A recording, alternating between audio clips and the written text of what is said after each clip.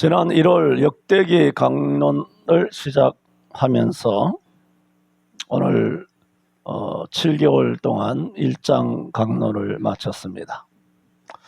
그러면서 역대기 서론을 말씀드리며 역대기의 성경의 특성과 그리고 목적, 그리고 역대기를 통한 교훈이 무엇인지 말씀을 드린 바가 있습니다.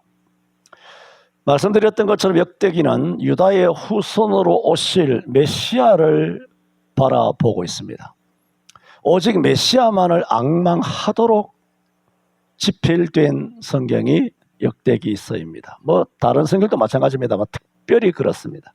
그래서 메시아의 중심이 되는 오늘 본문의 야곱의 네 번째 아들 유다, 그 유다의 후손이 특기가 되고 있고, 그리고 그런 유다의 나라를 유다 왕국이라, 남조 유다 왕국이라 말하고 있듯이 역대기는 유다 왕국 역사 중심으로 기록되어 있습니다.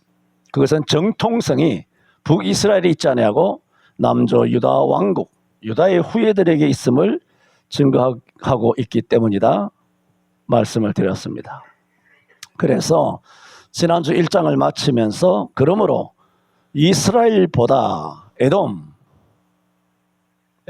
왕이 먼저 일어났지만 그건 가짜 왕이고, 진짜 왕은 이제부터 2장부터 유다의 후예로 나올 전개되는 후손으로부터 진짜 왕이 탄생하게 된다 하는 것을 2장이 문을 열어놓고 있는 겁니다. 우리는 1장을 통해서 아담과 또 노아의 세 아들 셈, 함, 야벳까지 10고조에 대해서도 말씀을 돌아보았고, 하지만 그것은 서론에 지나지 않습니다. 오늘 2장에서 이제 유다 왕국 중심으로의 성경이 이제 강조되면서 야곱의 12아들을 소개하고 있는데, 아시는 것처럼 12아들은 12지파입니다. 오늘 2장부터 4장 23절까지가 유다 지파를 소개하고 있는데, 2장은 마침내 진짜 왕의 계보 유다의 후손을 기록하고 있다는 말입니다. 그러므로 오늘 1절에 이스라엘의 아들들은 이러하니란 말씀 그대로 이스라엘의 아들들이란 제목으로 말씀을 드립니다. 오늘 한 가지만 말씀을 드리는데 1절 중심으로 말씀을 드립니다. 우리가 알듯이 야곱에게는 4명의 부인이 있었죠. 정실은 아니지만 어쨌든 레아의 여종인 비라와 또 라헬의 여종인 레아의 여종인 실바와 라헬의 여종인 비라까지 포함하면 언니 라헬과 동생 언니 레아와 동생 라헬까지 말하자면 처첩이 4명이나 됩니다. 이 4명에서 12아들을 낳은 것이죠. 오늘 1절은 첫 번째 아내인 레아, 제일 언니죠. 또 주인이기도 하고 첫 번째 언니 레아가 낳은 6아들을 소개합니다. 베냐민, 시므온, 레위, 유다, 이사갈, 스불론까지 6명의 아들인데, 아까 말한 것처럼 12아들이 12지파라는 것처럼 이 6아들은 6지파입니다. 그럼 이게 뭡니까? 12지파의 반입니다. 그게 누가 했다고요? 레아의 아들들 중에 그렇게 위대한 그런 6지파가 탄생되게 됩니다. 첫째로 이제 루벤에 대해서 굳이 설명을 안 해도 여러분 잘 알고 있죠. 원래 레아가 남편 야곱으로부터 사랑을 받지 못하고 있었지 않습니까? 그러던 차에 아들을 낳은 겁니다. 얼마나 기쁘겠습니까? 옛날에 우리가 그 어떤 유교라든가 남아 서로 사상이 강력할 때, 옛날 양반들은 처첩도 두고 이렇게 온갖 그런 것이 있습니다만은, 어쨌든 간에 아들을 낳지 못하면 소위 칠거 지역이라 그래도 정실 부인도 내쫓기는, 이런 것은 조선시대 고려시대만 있었던 것이 아니고 중국이라든가 아니면 이슬람 계통의 오스만 제국이라든가 이런 고대 사회에서는 번번년이 남아선호 사상이 있었습니다. 한 왕국에서도 특히 오스만 제국 같은 오스만 제국은 1299년에서 1922년까지 약 630년간 여러분은 잘 아시는지 모르겠지만 잘 모르실 거예요. 630년간 세계를 지배한 세계 제국입니다. 우리는 세계를 지배한 제국 그러면 로마를 알고 세계를 지배했다 그러면 몽골 징기스칸을 알고 알렉산더 정도를 알고 있지. 오스만 이슬람이거든요. 무슬림. 오스만 제국이 세계를 630년 동안 세계를 지배하고 1922년이면 현대예요. 얼마 전이잖아. 그때까지 세계를 지배했는데 그 핵심적인 나라가 어디냐? 그게 터키란 말입니다. 튀르키예라고 하는.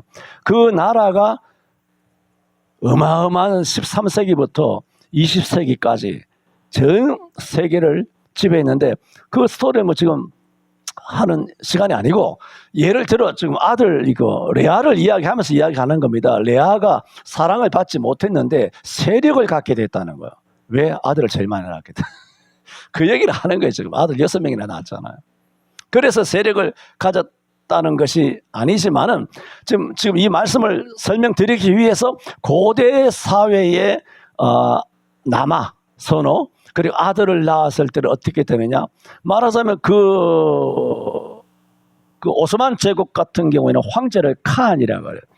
그 칸에서는 흔히 말해서 칸은 뭐냐면 그 오스만 제국에서 칸 황제예요. 이 황제는 법적으로 결혼을 안 합니다. 결혼을 안 하고 뭐냐 하면은 후궁들을 수백 명, 수천 명을 두는 하렘을 거느리고 있어요. 말하자면 후궁이 거하는 그런 건물이 있단 말입니다. 하렘이라고 하는. 결혼을 안 해요. 그 수많은 여자들이 있는 거예요. 어떻게든 왕을 통해서. 그런데 어쨌든 후궁들이 서로 칸을 만나가지고 결혼이 아니라 칸을 만나서 아들을 낳아야 되거든요. 아들을 낳으면 어떻게 되느냐? 그때부터 일약 신분이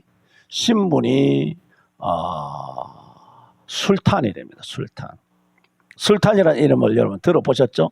요즘 우리나라로 말하면 거의 그 나라는 후궁이지만 왕후는 아니지만 그 상당히 높은 신분이 완전히 후궁에서 완전 귀족이 되는 거죠. 술탄 여자가 술탄이 되는 겁니다.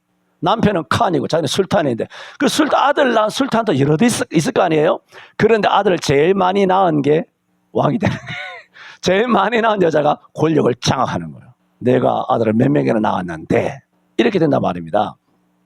그런 굉장히 그 권세가 있는데 지금 레아를 이야기하다 보니 갑자기 오스만 제국이 떠올라서 여러분에게 소위 말해서 썰을 푸는 것인데 이 레아가 몇이다?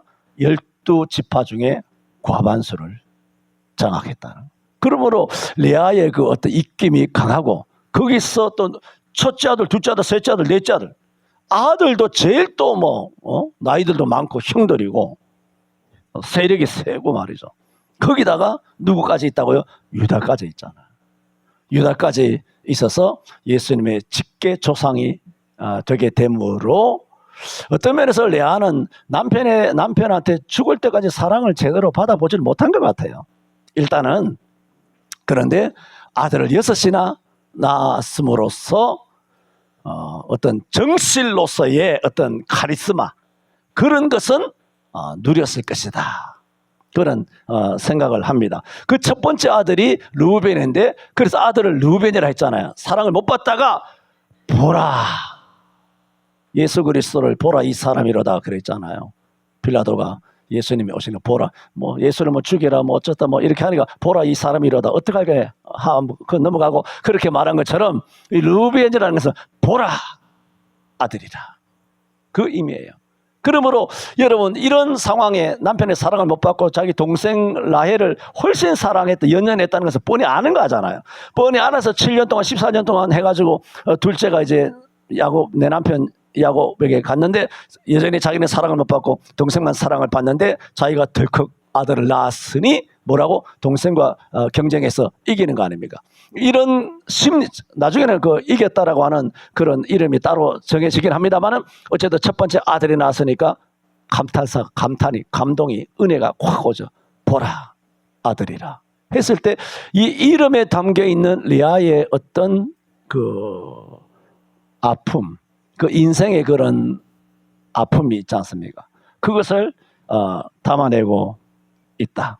이렇게 엄마에게 엄청난 기쁨을 주었던 르우벤이었다. 그런데 지금 뭘 말씀드리고자 하냐면은 르우벤은 자기 어머니에게 그런 기쁨을 주었던 이름인 르우벤 이름답게 살았어요, 못 살았어요? 못 살았더라는 거예요. 알죠? 르우벤 넘어갑니다. 시므온 두 번째 아들이죠. 시므온은 레아가 둘째 아들 이름을 이렇게 지은 것인데 자기 나름대로는 둘째 아들도 달라고 했는지 나의 호소와 기도를 들으셨다. 그리고 들었다. 들음이라는 뜻으로 둘째 아들을 시므온이라 합니다. 하지만 지난 34장에서 돌아본 것처럼 그 아버지 야곱이 세겜에 너무 오랫동안 머물러 있는 가운데 둘째 아들 시므온, 아무래도 셋째 아들 레위보다는 둘째가 형이 있기 때문에 형이 움직여서 레위와 함께 세겜 사람을 다 죽이는 그런 끔찍한 범죄를 저지르지 않았을까? 동생보다는 형이 그랬지 않았을까? 하며 하나님이 자기 호소를 들었다 해서 이 이름을 시므온은 하였지만 시므온도 뭡니까? 이름대로 살지를 못했다는 겁니다. 이제 세 번째 아들 레위지 않습니까? 목사님 설명 안 해도 다 아는데 목사님도 그 말씀을 하시려고 힘드시겠습니다. 그래서 이제 레위는 이제 연합했다는 거지 않습니까? 그래서 이 세 번째 아들을 낳게 됩니다. 말씀드렸던 것처럼 형 시므온과 모의를 해가지고 그렇게 큰 범죄를 저짐으로써 나중에 49장에서 아버지 야곱으로부터 이 둘째, 셋째 아들이 예언적인 저주를 받지 않습니까? 12아들을 다 예언할 때 그때 아버지 야곱이 뭐라 그럽니까? 내호라 그들의 모의에 상관하지 말지어다. 수십 년이 지나갔는데 아버지는 옛날 끔찍한 둘째 아들, 셋째 아들이 지은 죄가 씻어지질 않는 거예요. 둘이가 모의했거든. 나 몰래. 그래 다 죽여버린 거야. 우리 가정에서 둘째 아들, 셋째 아들이 이 짓을 했다. 그러니까 아버지는 죽으면서도 저들이 둘이 나 몰래 모의했다는 수십 년 전의 범죄가 떠올란 거예요. 그래서 내 영혼아 저들의 모의에 상관하지 말지어다. 그들이 그 분노대로 사람을 죽였으니 그 노염과 저주를 받을 것이다. 노염이 혹독하고 저주를 받을 것이다 하는 예언적인 저주를 셋째 아들은 받습니다. 그러므로 첫째 아들 보라 아들이라, 둘째 아들 들음이라, 세 번째 연합이라. 이름은 좋잖아. 이름 뜻은 다 좋은데 이 첫째 아들, 둘째 아들, 셋째 아들 다 이름대로 살았다 못 살았다? 못 살았다는 거예요. 그 이름을 잘 짓긴 해야 돼요. 잘 짓긴 하지만 아무리 이름을 잘 지은들 이름이 그 사람의 인생을 결정하지 않는다는 겁니다. 묘자리가 그 사람을 결정하지 않는다 말입니다. 그날의 운세가 결정하는 것이 아니라 궁합이 결정하는 것이 아니라 말입니다. 이러면 할 말이 엄청나게 많지만 참고 넘어가는 것입니다. 그런데 이름대로 셋째 아들 살지 못하였지만 나중에 어떻게 되나요? 제사장을 모시는 성막을 지키는 레위인, 말하자면 성직을 가지는, 오늘날로 말하면 요즘은 교회 사찰이 없습니다만은 참 이 나라가 딥스에 의해 가지고 페미니스트라든가 아니면 그런 여러 가지 포스트 모더니즘이라든가 이런 좌익들이 전 세계를 지배하고 우리나라만 얘기 안 합니다. 지금 우리나라가 죽으려고 하잖아요. 바이든 4년 말했잖아요. 바이든 4년에 가짜를 세워놓고 미국민을 깨우기 위하여 바이든이 한 짓거리는 이재명이의 곱하기 10배 이상 넘습니다. 미국 사람들은 돌아버리는 거야. 미쳐버리는 거예요. 우리 미칠 것 같죠? 멀었습니다. 곧 해결되지만 그래서 미국 사람이 깨어난 거예요. 와, 이거 난장이 벌어진 거죠.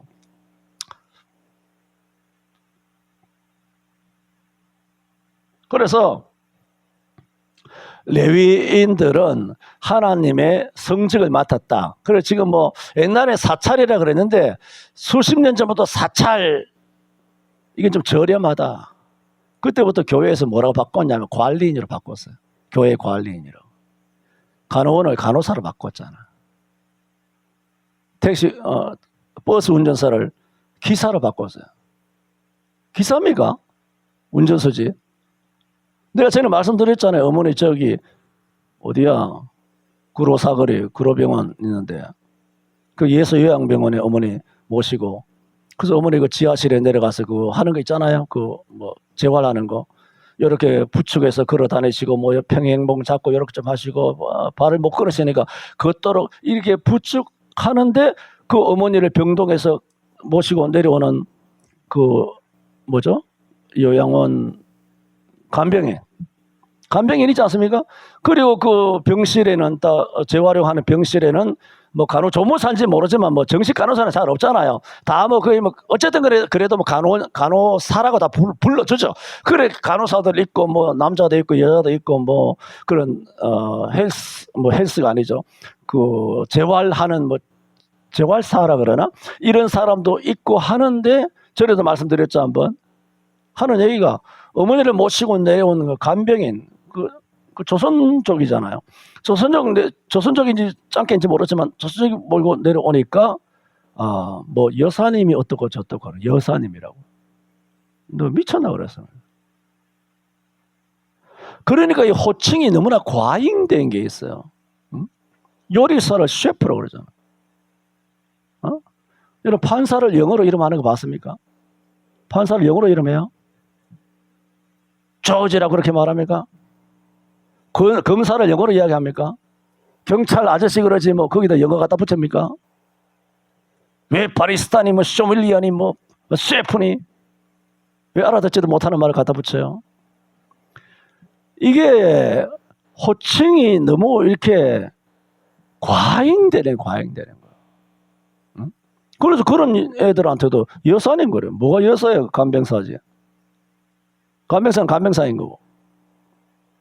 그것이 항상 교회가 먼저 한다 그랬잖아요.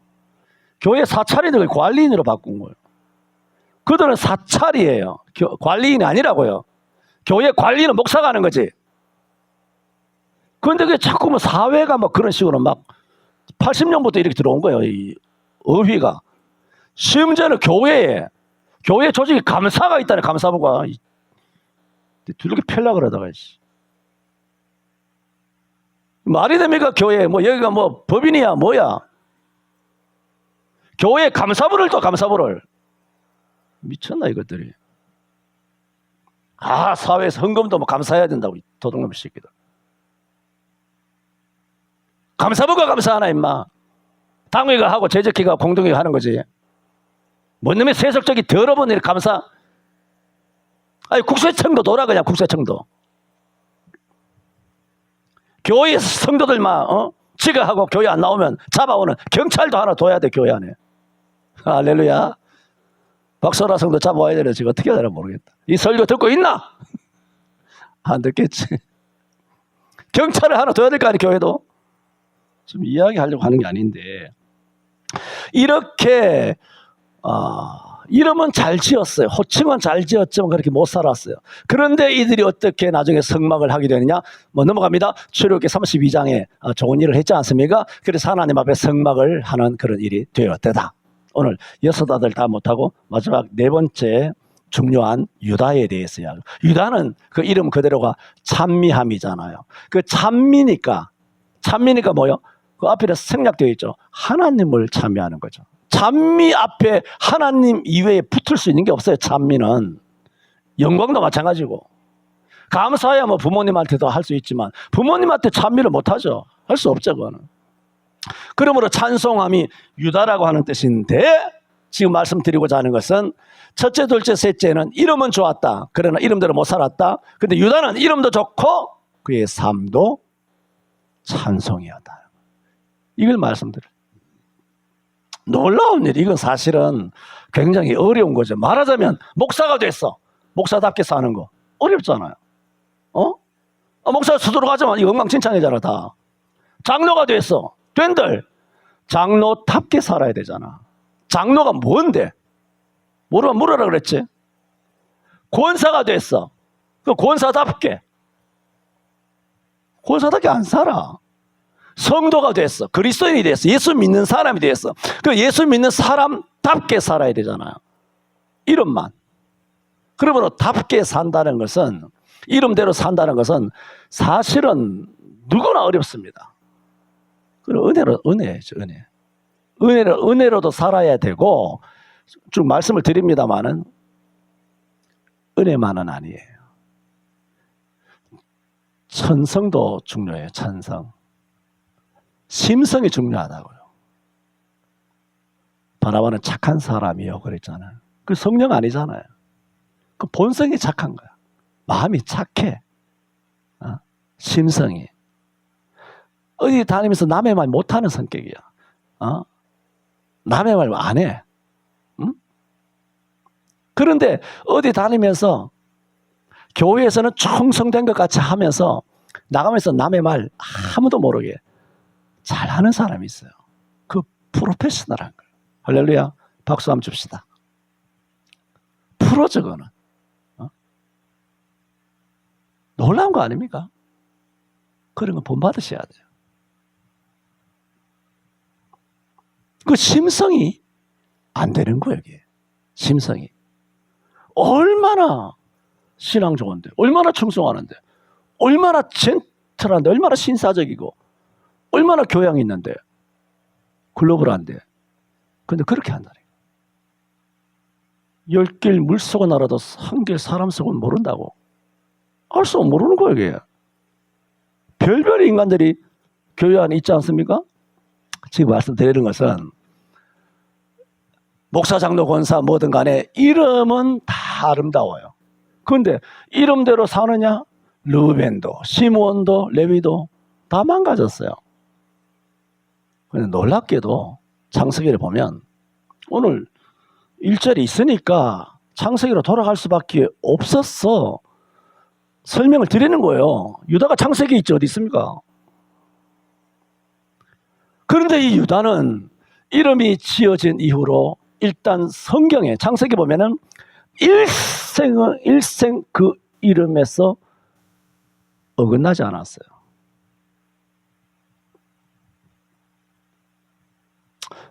그 며느리 다말 같은 경우는 몰랐잖아. 모르는 경우이고 일생 아름답게 살았는데 아시는 것처럼 뭐 꿈 이야기 하다가 10형들로부터 굉장한 시기심의 대상이 된 동생 요셉이 형 아버지 야곱으로부터 형들 양치러 갔는데 세겜에 가서 형들 안부를 좀 알아보라 하고 아버지 심부름차 길을 나서서 세겜에 갔더니 형들이 없는 거예요. 그래 주변 사람을 물어보니 도단까지 갔다더라. 그 도단까지 갔어. 아버지 심부름을 지키기 위하여 세겜에 가보고 없으면 없더라 하고 오면 되는데 그 효심이 아버지 궁금해 하시니까 끝까지 도단까지 가서 형들의 안부를 물어 오려고 갔는데 멀리서 오는 것이 평상시에 미워하던 요셉인 거야. 멀리서 알아보고 형들이 소위 말해서 모의를 했어. 수기를 했어. 어떻게 하려고? 얘를 죽여버리려고. 그때 유다가 이런 말을 합니다.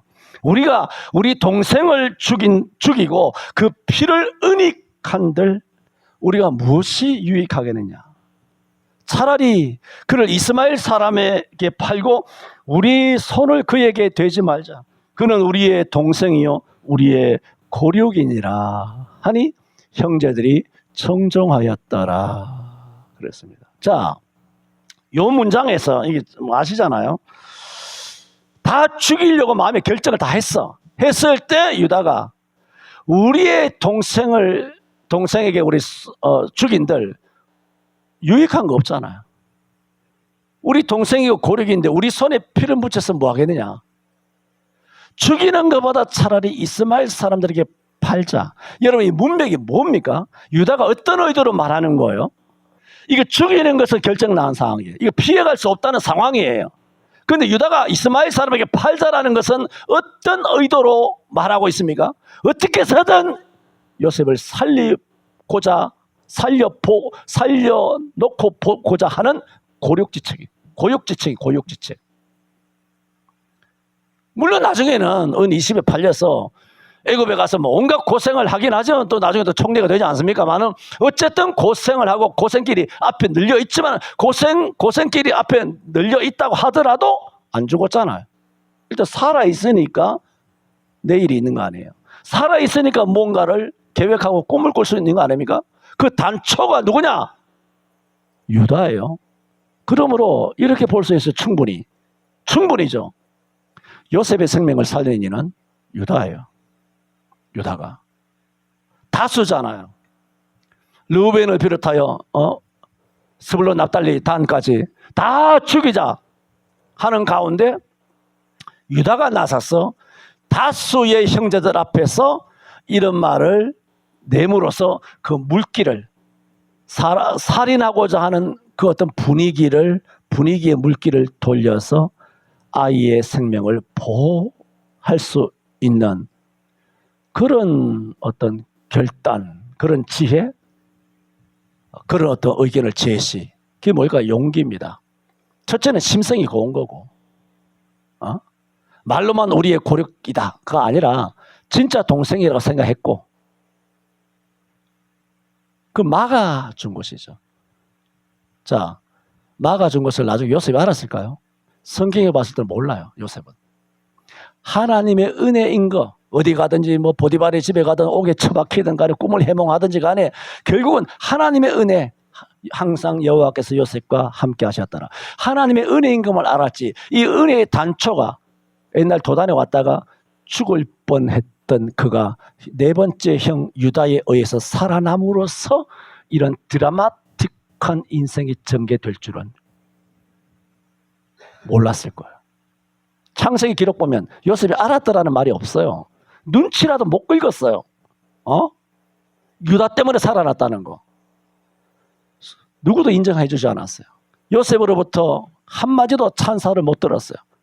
형 고마워라는 인사도 못 들었어요. 아버지든 누구든 간에 그의 선한 행위가 갚음을 못 받았어요. 그런데 주께서 갚아주셨어요. 여러분, 이런 그리스도인이 되어야 돼요. 사람 앞에 서지 말라는 거예요. 여러분,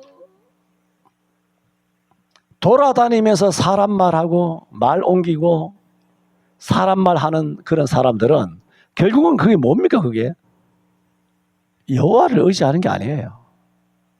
교회 와서는 아주 신앙 좋은 것 같지만 실제 그 사람의 중심은 여호와를 의지하는 게 아니야.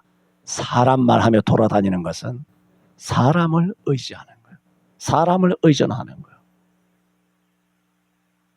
29장 25절에 잠언에 무릇 사람을 두려워하는 자는 올무에 걸리거니와 여호와를 의지하는 자는 안전하리라 그랬습니다.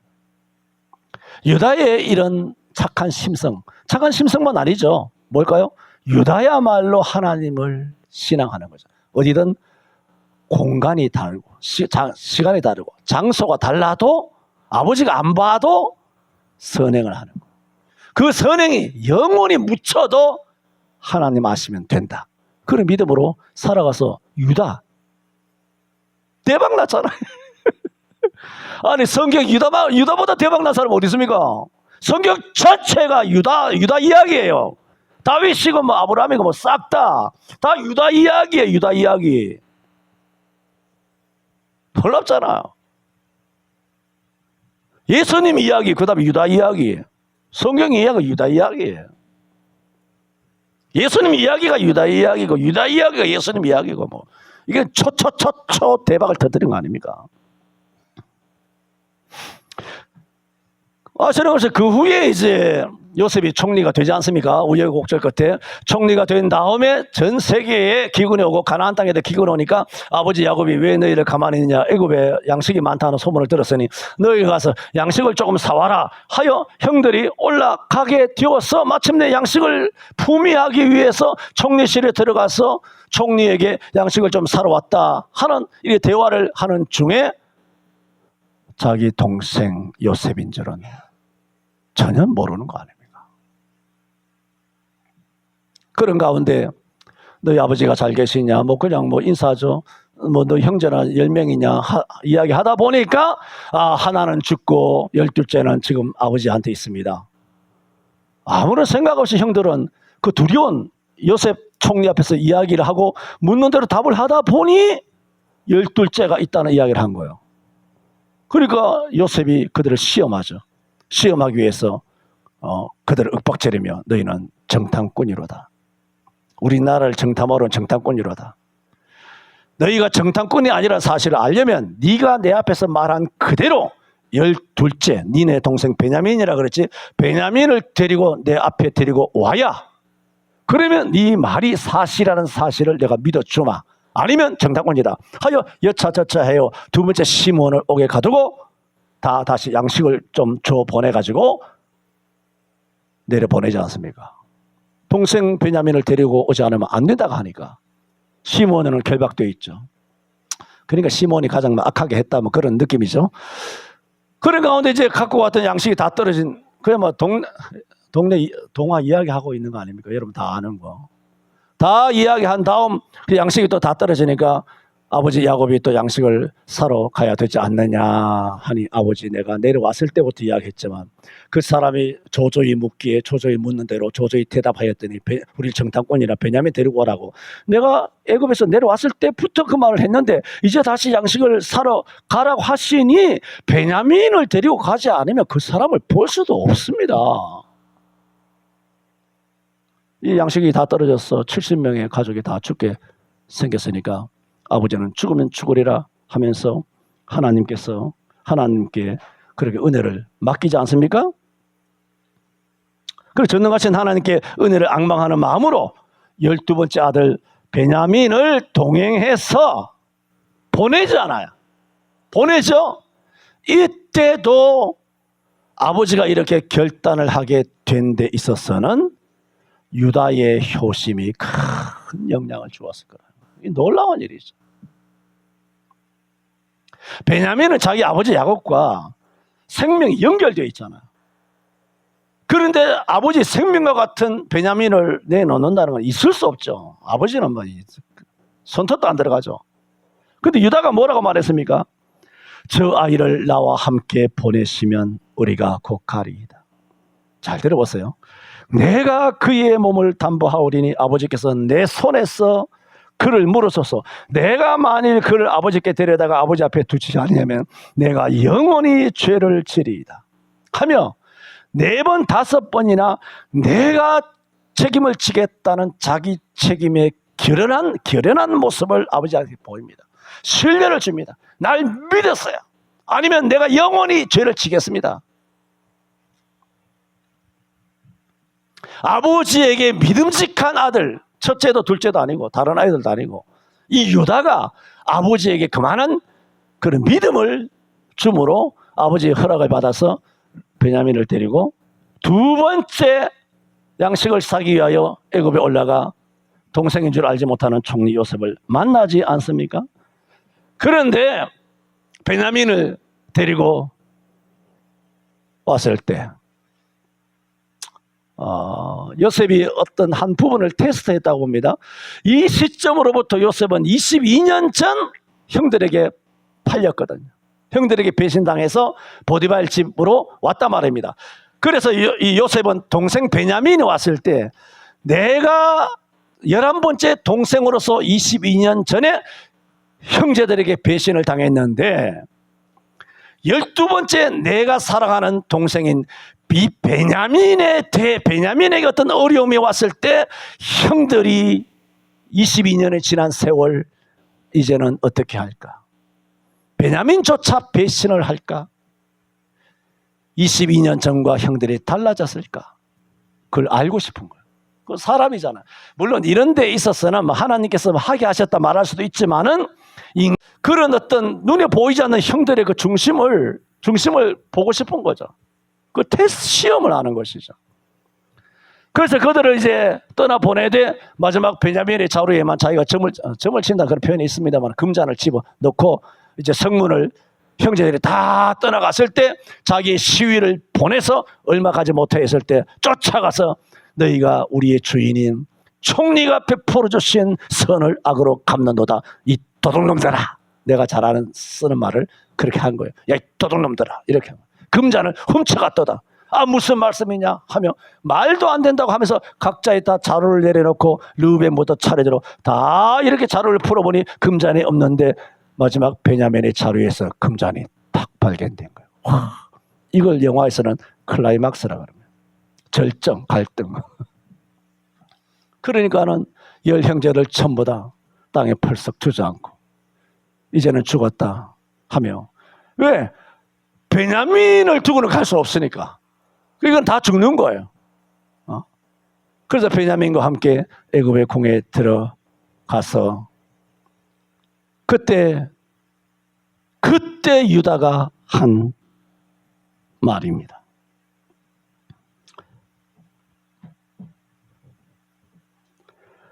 요셉 앞에 말하기를 우리가 무슨 말을 하오리까? 하나님이 우리들의 죄를 적발하셨다. 그게 뭐야? 22년 전 그 죄가 기억나는 거야. 똑같은 동생이잖아. 똑같은 동생에게 어마어마한 위기가 다가온 거야. 그러면서 자기가 지금까지 애굽에서 내려갔을 때 아버지한테 이야기한 거, 올라오면서 베냐민을 데리고 올 때까지 아버지를 설득해서 데리고 온 거, 그러면서 만약에 아우 베냐민을 데리고 가지 못하게 되면 아버지 야곱의 생명과 이 아이의 생명이 서로 결탁되어 있으니 만약에 우리가 돌아갔을 때 아이가 없는 것을 보면 우리 아버지 야곱은 흰머리를 풀고 음보로 내려갈 것입니다. 바로 죽을 것입니다. 기력이 다해가지고. 그러므로 나를 결박하고 얘를 넣어줬었어.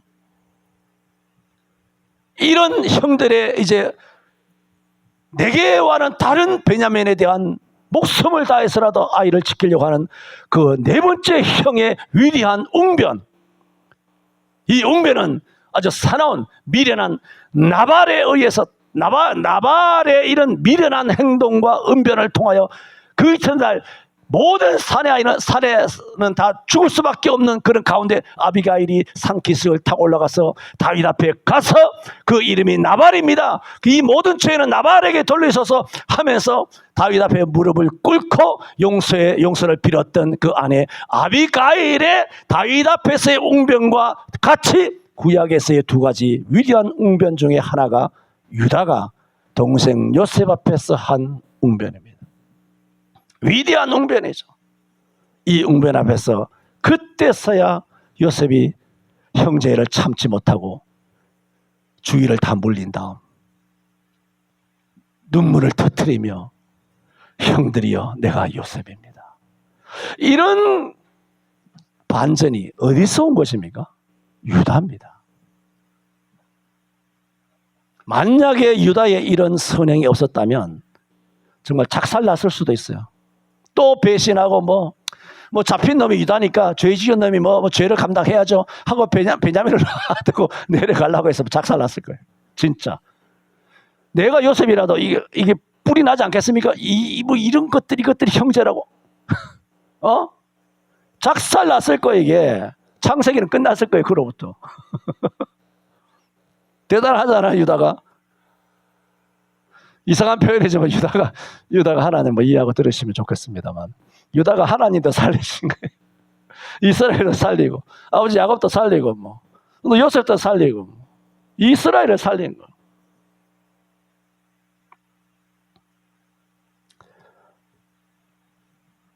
아버지 야곱이 지켜보고 있는 것도 아니잖아요. 누구도 지켜보고 있는 거 아니잖아요.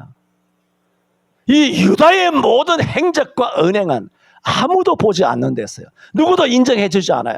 어떤 찬사도 못 받아요. 그런데 어디 가서도 뭐라고? 여호와의 편이 된 거예요. 레위가 왜 성직이 됐습니까? 여호와의 편에 섰기 때문에.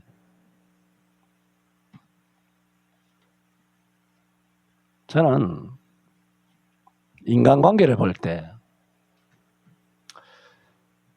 내가 항상 말하자. 여러분의 사고방식이 성경적이지 않아.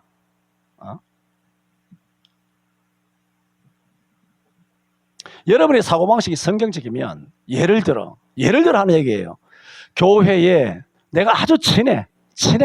근데 그 사람이 돌아다니면서 사람을 무너뜨려.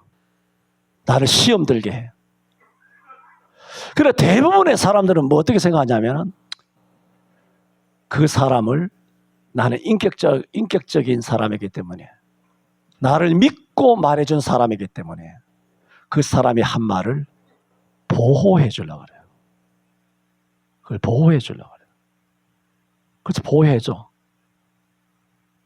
그러면 그 사람에 의해서 한 사람은 죽어나가. 그리고 이 사람은 또 딴 데 가서 또 말해서 한 사람 죽어나가. 왜? 당신이 보호해 준다는 교양 때문에 성도들이 나가 자빠지는 거예요. 그게 성경적인 사고인가? 그건 당신은 당신의 양심의 편에 선 거야. 당신의 교양과 당신이 스스로 인격자라고 하는 그런 쓰레기 같은 인격의 편에 선 거야. 당신이 당신 편에 선 거야. 여호와의 편에 선 것이 아니다. 그 말을 하는 겁니다, 지금. 여호와의 편에 선다는 것은 마누라든 자식이든 부모든 형제든 간에 여호와의 하나님 말씀에 어긋나는 것이 있으면 그걸 바로 작살을 내야 되는 겁니다. 거기서 교양 따지고 인격 따지고 사람 앞에서 선한 모습을 보여드리려고 사람 앞에서 선한 얼굴을 하려고. 야, 여호와는 죄송하면 오늘 죄송한 게 많네. 여호와는 뒤지려고 그래 지금. 마음이 상해가지고 하나님은. 근데 사람 앞에서 좋은 모습을 보이려고. 나는 교양이 있으니까 인격이니까 비밀을 보호해주고 교회를 무너뜨리는 여호와의 원수인데 여호와의 편에 안 서. 나쁜 놈을 쉽게 하냐? 너희가 성경이 뭔 줄 알아?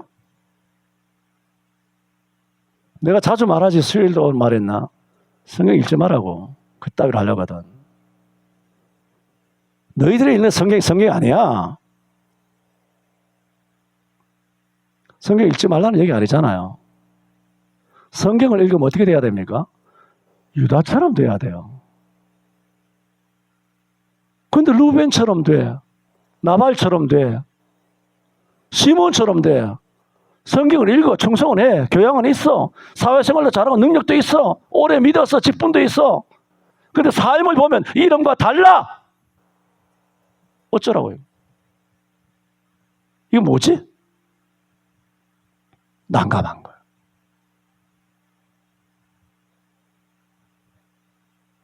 옳지 않은 행동입니다.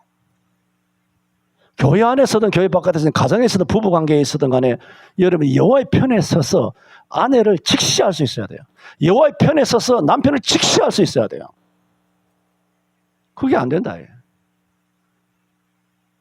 다 서로 감싸주고 숨겨주고 나와서 떠들라는 얘기가 아니라 누구한테 말을 안 해도 그 자리에서는 바른 말을 해야 될 거 아니야. 그 자리에서는 누가? 유다가. 그래서 그 이름 그대로의 하나님 영광 받으시는 거죠. 찬송을 받으시는 거죠. 이런 이름 그대로의 유다처럼 찬송함이란 이름과 저와 여러분의 생활의 구석구석에 그렇게 하나님 정말 기뻐하시고 찬송될 만한 그런 삶을 남편 앞에서, 마누라 앞에서, 부모 앞에서, 자식 앞에서, 성도 앞에서, 시찰이나 노예나 목사 세회에 가서서라도 거기서 바로 그 자리에서 바로 화를 내라는 게 아니라 싸우라는 것이 아니라 나는 최소한 그 말씀을 하셨지만 나는 의견이 좀 다릅니다.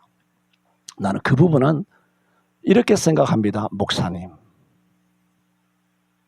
내가 70년 그렇게 살아왔습니다. 그렇게 살지 않는 사람 보면 내가 잘 살아서 뭐라고 한다는 그런 뜻이 아니라 왜 저렇게 사나? 왜 저거 밥 먹고 사나? 왜 저거 예수 믿는다고 그렇게 하나? 그런 생각이 든단 말입니다. 지금 유다 이야기하고 있잖아요. 유다는 그의 삶이 이름과 똑같았어요. 대박 친 거 아니에요. 우리 교회 모든 성도들이 이렇게 대박 나기를 바라는 겁니다. 대박 나기를. 이름대로. 그런 삶을 못 살았다면 어떻게 해야 되나요? 레위처럼. 레위가 반절이 뭡니까? 회개잖아. 이제부터라도 그전에 여호와의 편에 못 쓰고 혈통편에 썼잖아. 형 시몬의 편에 서서 둘이 모의하고 사람 죽여버렸잖아. 그러나 이제라도 오늘부터라도 레위가 여호와의 편에 서서 진 이 끝에서 저 끝까지 가족이 가족을, 형제가 형제를, 친구가 친구를, 이웃이 이웃을 칼을 빼가지고 3,000명을 그냥 그대로 다 목을 잘라버렸잖아. 멋있지 않습니까? 난 그렇게 할 수 있어요. 그 믿어지죠, 그거는. 여러분 목사의 칼이 없는 거 감사하시기 바랍니다. 칼이 있었으면 벌써 날아갔었어야 했는데. 멋있잖아요. 성경 여러분 성경 많이 읽었잖아. 유다와 레위 보세요. 레위는 유다처럼 못 살았지만 어느 순간 여호와의 편으로 돌아왔죠. 회개하고 돌아오면 주께서 거룩하게 쓰실 줄로 믿습니다. 죄 짓지 않는 사람 어디 있습니까? 죄를 지었더라도 회개하면 되잖아요. 죄를 깨닫고 돌아오면 되잖아요. 그럼 주께서 긍휼히 여겨주실 것입니다. 기도합니다. 역대기 2장을 시작하게 하여 주시는 은혜를 감사합니다. 레아의 6 아들 12지파 그 가운데 유다의 면면을 돌아보며 그의 삶이 이름 그들의 삶을 살아갔음을, 그래서 엄청난 복을 받았음을 오늘 말씀을 돌아보게 하여 주셨사오니 우리가 범죄합니다. 범죄하였습니다. 범죄할 수도 있습니다. 앞으로도 범죄하게 될 것 같습니다. 그럴 때라도 죄를 회개하고 레위처럼 여호와의 편에 다시 돌아오는 저희들 되게 하여 주옵소서. 예수님 이름으로 기도하옵나이다. 아멘.